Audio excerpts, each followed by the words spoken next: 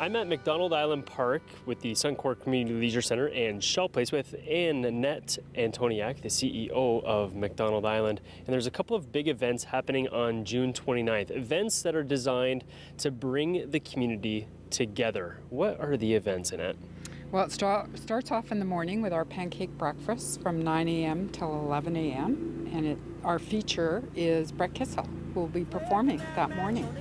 So he's going to be in the morning, the pancake breakfast presented by Smitty's, correct? And people will have a chance to see him in action before he actually gets in action at Commonwealth Stadium in Edmonton. That's right. And there's an event happening later on that day. What is it? There is. Our doors open at 4 and it's free for the entire community. And so we'll be taking the live feed from Commonwealth Stadium for the Fire Aid concert. And so at 5 p.m. it starts, and we have George Canyon who will be emceeing the entire evening. And so we will have a satellite feed going back and forth from Shell Place to Commonwealth Stadium and back again. So you'll see all the performers that are playing at Commonwealth on a huge screen here at Shell Place. It's actually 32 by 42, so it's huge. That's a big screen. It is. And that is, of course, the Fire Aid concert headlined by Nickelback at Commonwealth Stadium. That's a fundraiser to help support local charities right here in Fort McMurray. So you might as well come check it out here at Shell Place because it's free of charge and that concert is of benefit to you. Anything else you want to add to that spectacular day there, Annette? We just want to see everyone come out and enjoy and reconnect. People are slowly coming back into the community, and this is an opportunity to meet your neighbors, meet your friends, family, and enjoy an evening out. Reconnect, that is the big word that we're getting out of this. We're trying to get a sense of normalcy here in Fort McMurray. Obviously, we know part of the town has been devastated, but this is your chance just to get back into a little bit of a routine and back with your community members to celebrate that we are strong and we are here to rebuild. But thank you very much, Annette, for joining us. We have more Fort McMurray Strong right around the corner. The Birchwood Trails, beautiful, breathtaking, and exquisite. Yet if the Fort McMurray wildfire reached these trails back in early May, it could have meant the end of Timberley and Thickwood. It was an act of heroism which protected these trails. You know, Birchwood Trails is a main priority for us, and we were getting beat all over town. The first day, we're getting beat all over town, but we will not lose Birchwood Trails. Had the wildfire reached the trails, 60% of the city would have been lost. It would have been devastating. Sources within the RMWB had already assumed it was about to happen and were bracing for the unthinkable. The risk of Birchwood going up, I don't know what the number would be for loss. It just wasn't an option. We just could not lose Birchwood Trails. So the firefighters fought the fire for 2 straight days, and with the fire just about to break the entry point to the trails, the fire department had to coordinate a plan with the aerial water bombers. But the pilots couldn't see a target, so a little piece of fabric ended up being the hero. The pilots on the airplanes, they needed a target to drop on, and the guys took their helmets off their head. And they're yellow, and they threw it into the trees. The tankers made another pass, still didn't see it. So then I just threw I just threw the order out there. You need to create a target for these guys. Through their own initiative, they come up, and yeah, there was a blanket that we hold in all the trucks, and they put it in there about 300 yards. They splayed it out. And fortunate enough, the third pass on the tanker group, of course, that was going to be their last pass because they were running low on fuel. So this was it. This was do or die. And the guys made a target large enough that they didn't miss, and the tanker drops started happening. Boof, boof, boof. And saved Birchwood Trails that day. Call it motivation or innovation, a battle was won at the Birchwood Trails by the Fort McMurray Fire Department. Unfortunately, the beast destroyed the red tarp, but it will be a symbol for this city for many years to come. The Birchwood Trails was our trophy. The Birchwood Trails was our motivation. We hadn't lost our Birchwood Trails. For the unsung heroes and being Fort McMurray strong, I'm Doug Roxburgh.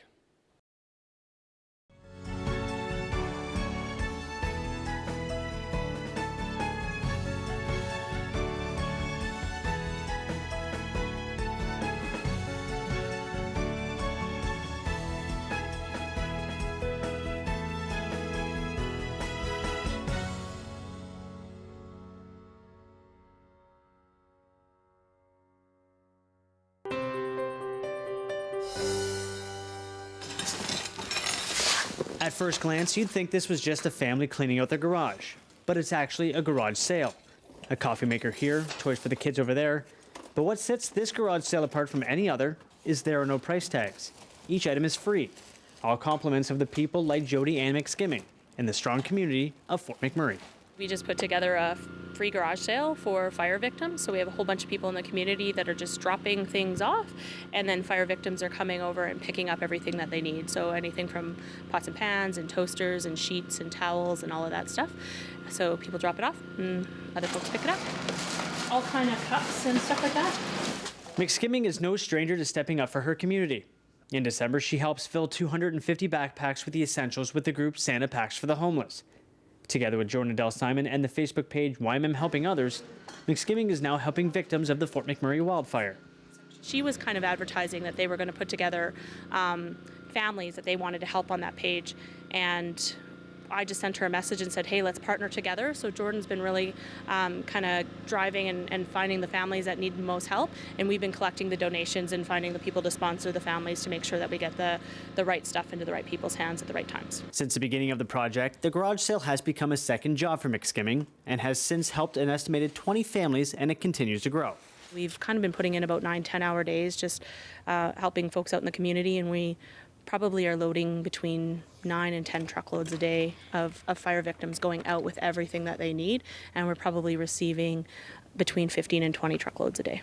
But that's not a problem for the longtime resident of this northern Alberta community, because this is where her heart is. It's a big deal. I was born and raised in Fort McMurray, so this is my home.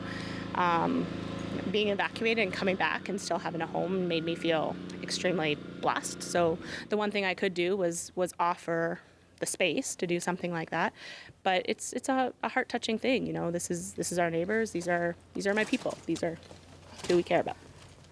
Continuing to assist those who lost everything to the fire, for Fort McMurray Strong, I'm Craig Momney. What do you got? I just got one person, so small, one woman. Okay. It's a pretty amazing feeling that we've been waiting for, working for about 2 weeks now, and it's going pretty well. The Wood Buffalo Food Bank reopened its doors on June 11th for the first time since evacuation, but not without anticipating a high number of clients expecting to utilize its services. We're preparing for 1,000 families this month, where we've been kind of averaging around 500 families a month prior to this. We're hoping that doesn't happen. We're hoping that people are in a good enough position to be able to take care of themselves, but we're also we're preparing for that, and we're telling people, you know, like, put your pride aside. You've suffered enough. Don't make food another hardship for your family and yourself. Higher than normal client usage isn't rare for the executive director. Johnson saw a large increase in families utilizing the food bank services in 2014-2015 due to the economic downturn and the drop in the price of oil. We had experienced a 72% increase in 2015 over 2014. January, February, and March, we were between kind of a 40 and 50% increase each month over the same month last year. It was already really tough to do what we were doing. We had extended our hours because clients were waiting 2 weeks for an appointment. So we'd increased our staff team and extended to 12 hours a day, 5 days a week. And so it was already a really tough situation. To make a tough situation worse, upon arrival to the food bank on May 28th, Johnson and her staff had to throw away any food item that wasn't in a can. The team discarded over 53,000 items of food. But luckily for the social service, they've had a little help from down south to prepare for the influx of clients. Food banks throughout the province have been raising food for us through the whole month of May and continue to do so. And so we actually have a warehouse of food in Leduc, a 30,000 square foot warehouse that we have access to. We also have a lot of corporate food partners who are sitting on stock for us. The Calgary Food Bank is sitting on stock for us, and the Edmonton Food Bank is sitting on stock. That will be shipped up the highway as we need it. 3 tractor trailers of food have already made the trip up Highway 63 to the Wood Buffalo Food Bank. And in regards to the expected rise in usage, the food bank will reassess the situation in August. For Fort McMurray Strong, I'm Craig Momney.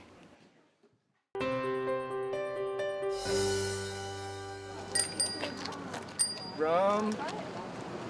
Philanthropy is already alive and well in the streets of Fort McMurray, as many are giving what they can to others who need help the most. Adults usually have an easier time fending for themselves and kids, so it's the children who are receiving the love from many people in the community. It all started with one little boy with one little bike from Brooks, Alberta, who wanted to help. My son said, "Mom, can you take this bike to Fort McMurray? And I don't want anything for it, but just bring it." So I brought it, and he was, concerned that the schools were closed, there was no parks, the houses were burned, kids' bikes were gone, their friends were displaced, and he just wanted to get a kid out on a bike. It's hard to describe the feeling of a kid on a bike, and even though I'm old and I got a bad memory, I remember what it was like, the freedom that you felt when you got on a bike and you're out riding around with your friends. And when Debbie decided she wanted to do this, I said, all right, do it. I'll fix bikes. I'll do whatever it takes to help make this happen. Fort McMurray has always been known to be one of the most giving communities in all of Canada, and despite the tragedy, the motto continues. Law enforcement officials have also stepped up and even stopped what they're doing to also lend a hand. Kids are already coming in, they're grabbing their bike, and it's absolutely awesome to see. You guys have a wonderful day. Thank you guys so much. You're very welcome. Can you say thank you? Everybody's pleasure. Some youngsters may not realize the severity of the damage until they're older, so keeping them entertained, active, and happy is a small step in the recovery process. For Debbie Perini and Lloyd Renton, they know the region of Wood Buffalo is a happy place to live, and they want to pay it forward because their own flesh and blood would do the same. Our son, he was saving other people's homes while his burnt to the ground. And he's not the only one. There's lots and lots that has that story. I can't imagine the grief that those people are going through. So if we can help in some small way to help relieve that grief and stress, yes, only too happy to do it, you betcha. You just have to give back. Whatever you can do, if there's something you can do, you just do it. It's just what you do. It's the right thing to do. Watching the community roll back one wheel at a time, I'm Doug Roxburgh, and together we're Fort McMurray strong. You guys have a wonderful day. Thank you.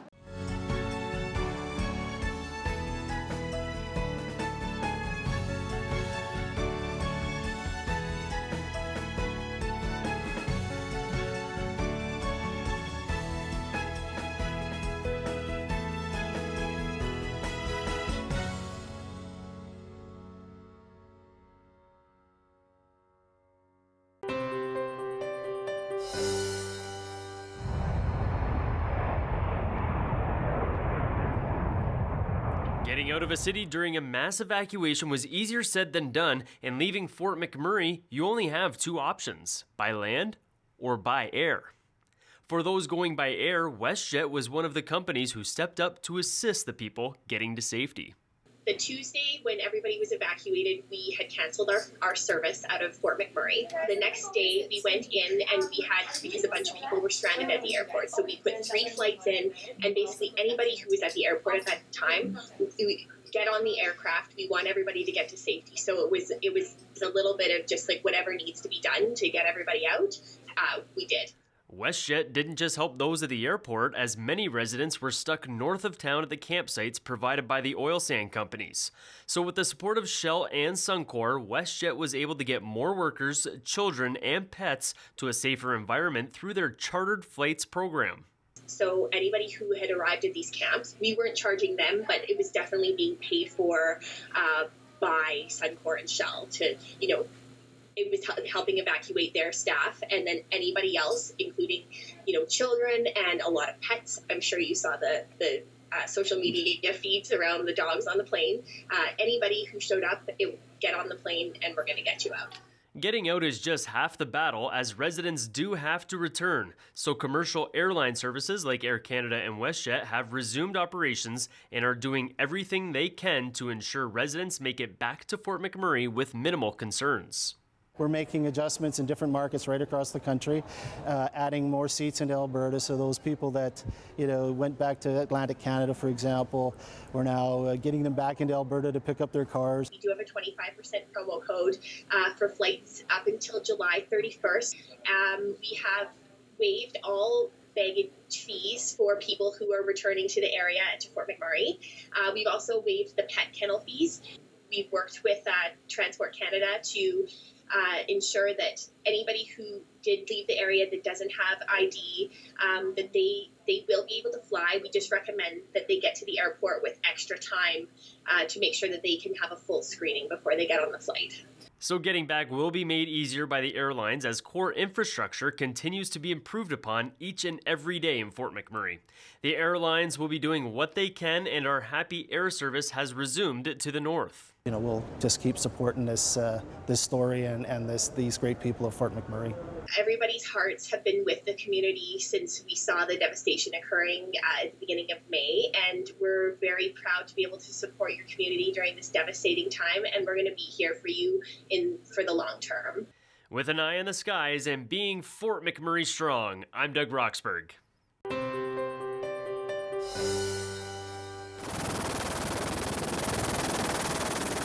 It's really amazing, they talk about Fort Mac strong, and really the strength of each individual came out at that time.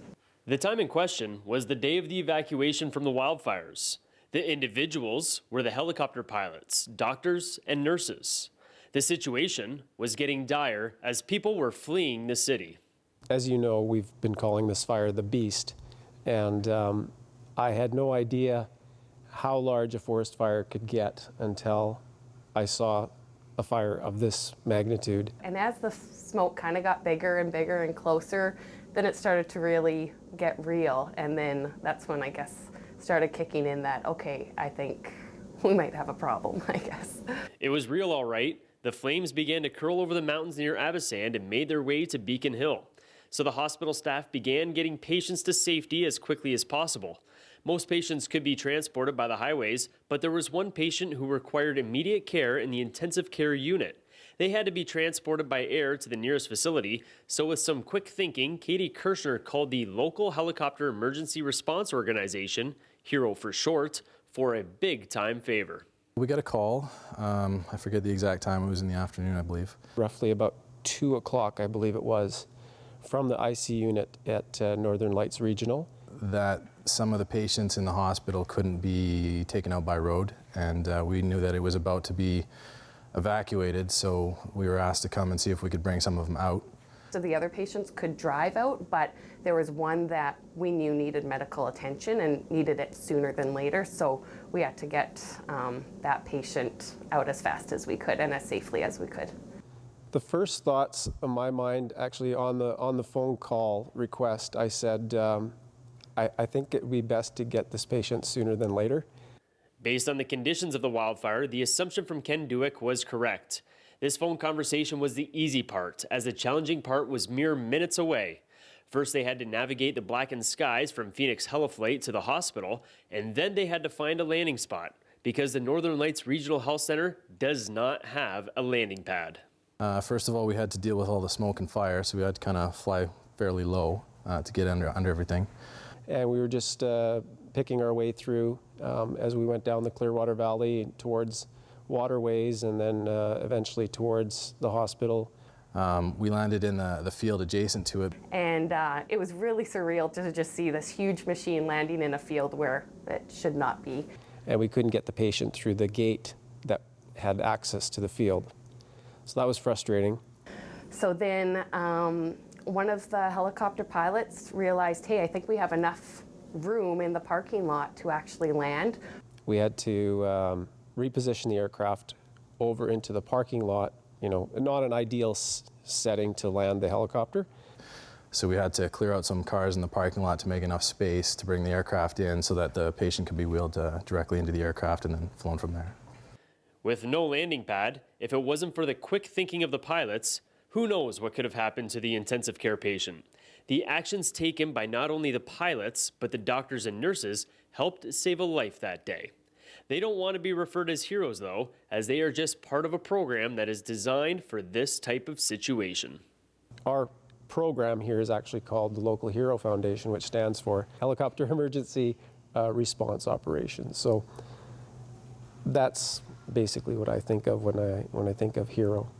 I'm glad the program exists so that we were here at the right time, at the right place to be able to, do what we can in that kind of an emergency. The fact that we have the helicopters that are able to come and assist us, especially just being so rural, that it's phenomenal. Everyone has a story from May 3rd. This is just another one to add to the list, as together we are Fort McMurray Strong, and I am Doug Roxburgh.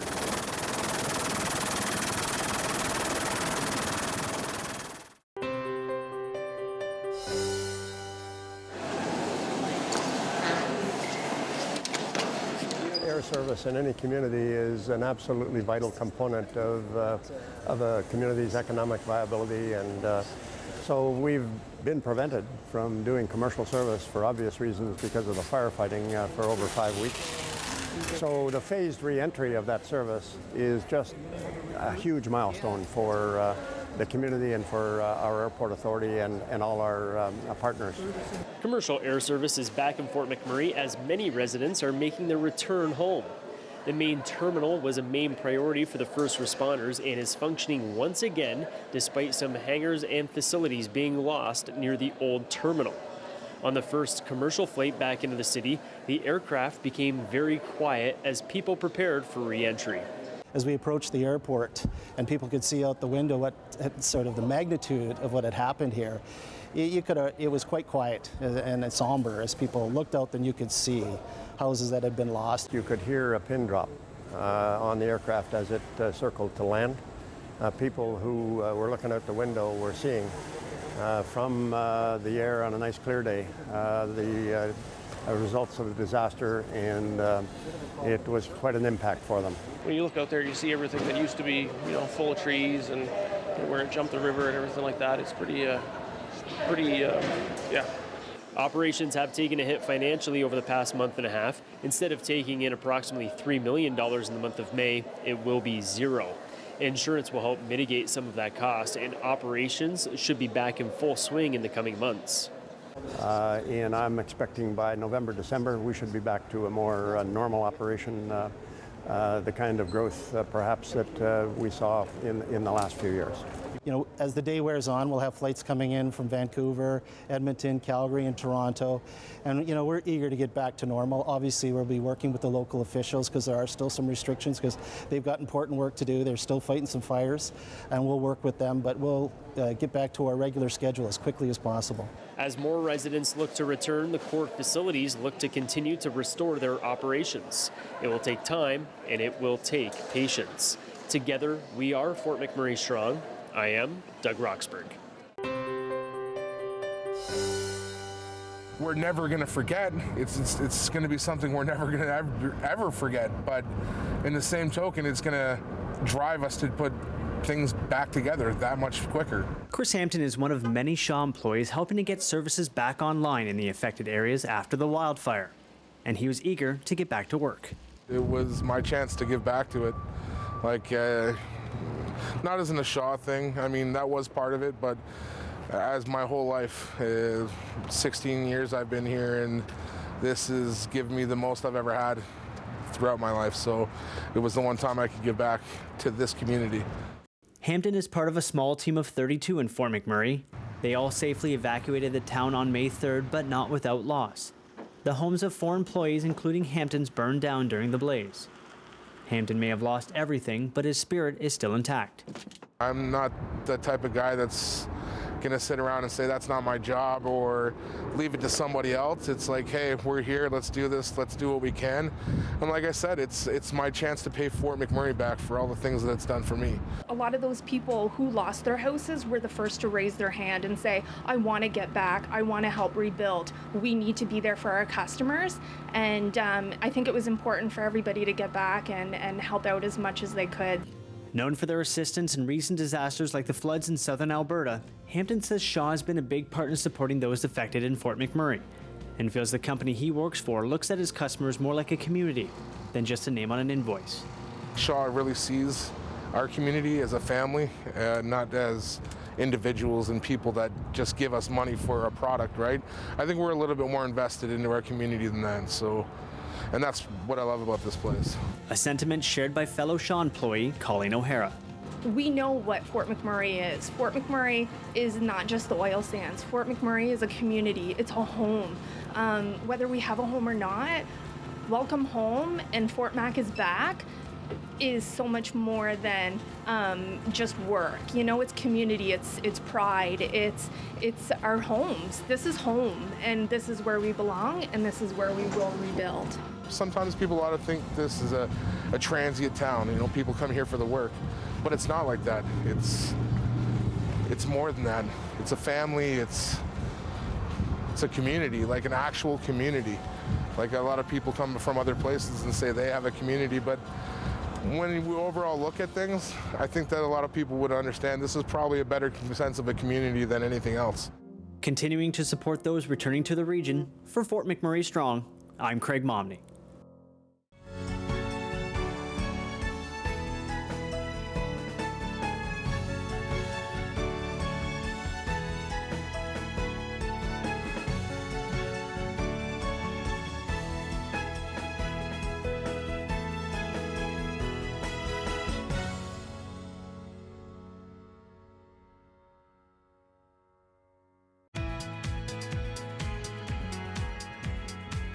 We want to send a representative to each home and business.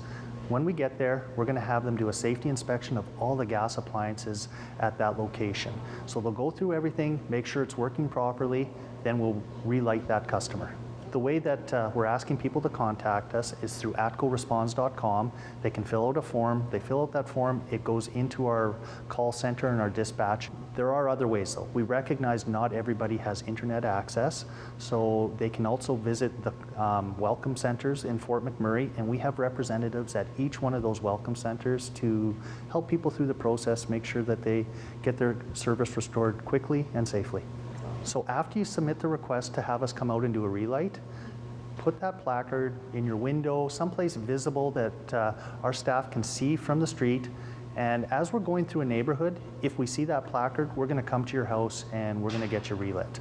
We're doing the exact same thing for businesses. Businesses call in, go through the same process, we'll show up and we will make sure that things are safe, we'll do the inspection, and we'll get them back up and running. Well, what it really will help us do is be more efficient at getting all those relights. They'll be able to go into a neighborhood, they'll see the placards, and they'll literally be able to go house by house, which really helps us be more efficient and helps people get their service back sooner. We are working closely to align with the municipality's schedule. So as they let communities back in, we're resourcing to be able to meet the demands of relights in those communities. Over the next week, we're going to have a large number of staff in the area being prepared to get out and visit all of those customers. Our people are trained. This is what they do every day across the province. They're the experts in the field, and we really want to go out. We want to make sure people's homes are safe before they get gas service restored to them. We want to come out and help them do that, and there's not a charge for us to come out and do that for people. Really proud of how everybody across ATCO has come together and supported this, whether it's the people working directly in Fort McMurray or the people back in our other operating centers supporting this. It's been fantastic, and we are really proud of how it's come together, and we've really enjoyed working with the municipality to make this a coordinated response. Really, the best thing people can do is go to atcoresponds.com. It has all the information they're going to need regarding restoring their gas and electrical service in the Fort McMurray area.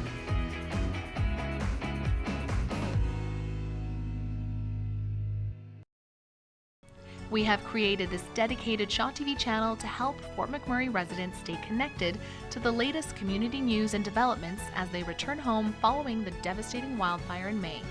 If you have important information or a story idea, please contact edmmc@sjrb.ca.